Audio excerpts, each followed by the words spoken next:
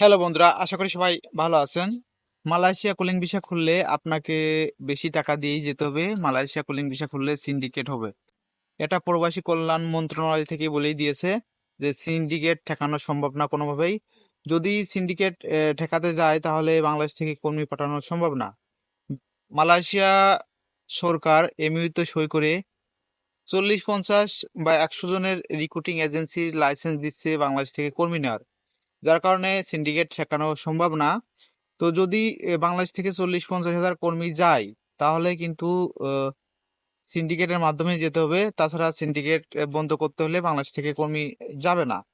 তো আপনারা যারা যেতে চাচ্ছেন অবশ্যই আপনাদেরকে 3, 4, 5 লাখ টাকার মধ্যেই যেতে হবে। এখনো কলিং ভিসা খোলেনি। আপনারা ধৈর্য ধরুন, কারোর সাথে লেনদেন করেন না। যদি অফিসিয়াল ভাবে কলিং ভিসা খোলার ঘোষণা দেয় অবশ্যই আপনাদেরকে জানিয়ে দেওয়া হবে। আপনারা আগেভাগে কারো কাছে টাকা পয়সা, পাসপোর্ট কোনো কিছু লেনদেন করবেন না। যদিও বাংলাদেশ থেকে সিন্ডিকেট ঠেকানো কোনোভাবেই সম্ভব না, কারণ মালয়েশিয়া যেতে হলে অবশ্যই তৃতীয় পক্ষ বা তৃতীয় ব্যক্তির মাধ্যমেই যেতে হবে, এজেন্সির মাধ্যমে যেতে হবে, বা অনেক মাঝখানে অনেকেই থাকে, সেটি হচ্ছে দালাল বলা হয় তাদেরকে। তো যার কারণে সিন্ডিকেট ঠেকানো সম্ভব না। আপনারা সিন্ডিকেট গলার মালা ধরে নিতে পারেন যে সিন্ডিকেট হবেই এবং বেশি টাকা দিয়ে মালয়েশিয়া যেতে হবে। তো দ্রুত যাওয়ার জন্য আপনারা বেশি টাকা দিয়ে পাসপোর্ট দিয়ে আগেই লেনদেন করে কিন্তু ধরা খায়েন না। না হলে আপনারা এদিকেও যেতে পারবেন না, ওদিকেও যেতে পারবেন না।